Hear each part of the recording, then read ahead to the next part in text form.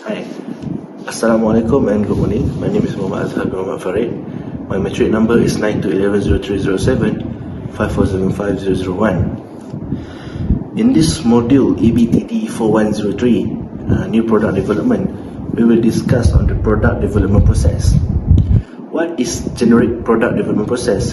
It is meant by a process of sequence of steps that transform a set of inputs into a set of outputs. A product development process is the sequence of steps or activities that an enterprise employs to conceive, design, and commercialize a product. Some of organizations define and follow a precise and detailed product development process, while others may not even be able to describe their processes.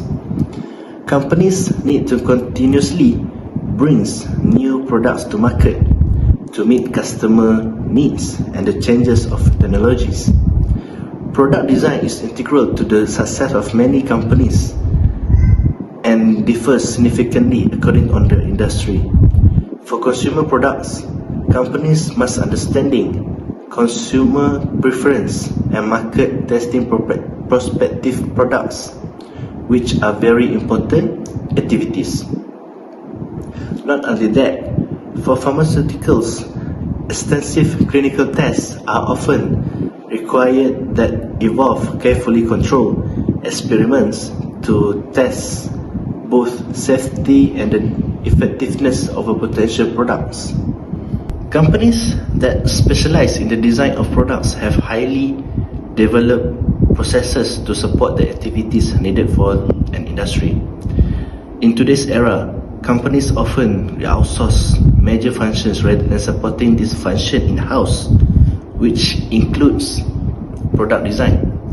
The potential advantage of using contract manufacturers is the firm need and must decide what is the core competency it should be, which is the one thing that it can do better than its competitors, and the goal of having a core competency that yields a long-term competitive advantage to the company. A core competency has three characteristics, which are to provide potential access to a wide variety of markets. Second one is to increase perceived customer benefits, and the last one is that it is hard for competitors to imitate. The generic product development process consists of six phases, which begins with planning phase, which is the link to advanced research and technology development activities. The output of the planning phase is the project's mission statement, which is the input required to begin the concept development phase and serve as a guide to the development team. And this process ends with the conclusion of the product development process is the product launch, at which time the product becomes available for purchase in the marketplace. Okay, let's see the first phase. The first phase we call is the phase 0, is the planning phase, and this can be seen on marketing, which is articulate market opportunity, and also it defines the market segment. In the design sector, consider product platform and architecture. Second one is the assess new technologies. In the manufacturing, it identify production constraint and also set the supply chain strategy. And the other function is the research and demonstrate available technologies. Second one is the finance to provide the planning goals, and also the general management allocate the project resources. Okay, the second phase, which is the phase 1, is the concept development, which are in the marketing, we can see we collect customer needs, identify lead users, and also identify competitive products. On the design, it's investigate feasibility of product concepts, then develop industrial design concepts, and also build and test experimental prototypes. On the manufacturing, it estimates manufacturing costs and also the assess production feasibility. The other function is the finance to facilitate the economic analysis and legal to investigate the patent issues. Next, the phase 2 is the system level design. On marketing, they develop plan for product options and extended product family. They also set target sales price and points. Okay, on the design, it generate alternative product architectures, define major subsystems and interfaces, and also refine the industrial design. On the manufacturing, it identifies suppliers for key components and also perform make-buy analysis and then define final assembly scheme, and also they set the target cost. On the other function, finance to facilitate make-buy analysis and service to identify service issues. The phase 3 is a detailed design. On marketing, they develop a marketing plan. On the design, they define part geometry, they choose materials, assign the tolerance, complete industrial design control documentations. On the manufacturing side, they define piece part production processes and design the tooling, and also define quality assurance processes, then begin procurement of long lead tooling. The phase 4 is the testing and refinement. On the marketing, they develop promotions and launch materials. Then they facilitate a field testing. On the design criteria, they reliability testing, they do a live testing, performance testing, and then obtain regulatory approvals and implement design changes. On the manufacturing, they facilitate supplier ramp up. Second one is the refine fabrication and also assembly processes. They train workforce to refine quality assurance processes. On the other function is the sales to develop a sales plan. Next, the production ramp up is on the phase 5, which is the last phase. On the marketing, we can see they place early production with the key customers. On the design, they evaluate early production output. On the manufacturing side, they begin operation of entire production system. Okay, next, let's see on the product life cycles. A product life cycle is the length of time from a product first being introduced to consumers until it is removed from the market. A product's life cycle is usually broken down into 4 stages, which are: the first one is the introduction, second one is the growth, maturity, and also decline. The product life cycles are used by management and marketing professionals to help determine the advertising schedules, the price point, the expansion to new product markets, and also the packaging redesign. This strategy method of supporting a product are known as product life cycle management. They can also help determine when newer products are ready to push older ones from the market. Back to the product's life cycle stages, which consists of introduction, growth, maturity, and also decline.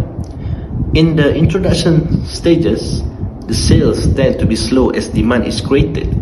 This stage can take time to move through depending on the complexity of the product and how new and innovative it is, how it suits customer needs, and whether there is any competition in the marketplace. A new product development that is suited to customer needs is more likely to succeed, but there is plenty of evidence that products can fail at this point. This is proved by many companies which prefer to follow in the footsteps of an innovative pioneer. In the second stage, the growth took part. The steady growth of the market introductions and development stage now turns into a sharp upturn as the product take off. At this point, competitors may enter the market with their own version of their product, either direct copies or with some improvements. The branding becomes important to maintain their position in the marketplace, as the consumer is given a choice to go elsewhere. A product pricing and availability in the marketplace become important factor to continue driving sales in the face of increasing competition. The maturity steps in as the third stage. At this point, a product is established in the marketplace, and so the cost of producing and marketing the existing product will decline. As the product life cycle reach this mature stage, there are the beginnings of market saturation. Many consumers will now have bought the product and competitors will be established.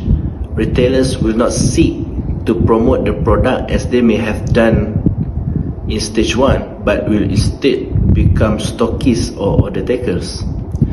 Okay, the last stage is the decline stage.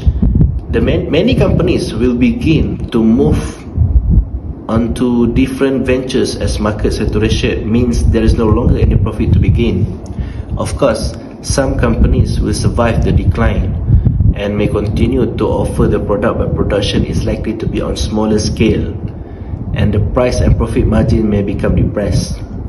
Consumer may also turn away from a product in favor of a new alternative, although this can be reversed in some instances, with styles and fashions coming back into play to revive interest in an older product. Okay, next, let's talk about S-curve technology. The technology S-curve determines the performance in regards to time and effort. It assists in determining the level of maturity of the industry or product. When evaluating a product or an industry, it is crucial to understand where it is on the S-curve due to the many implications that result out of that, such as the possible risks and pitfalls that are associated for certain phase on it.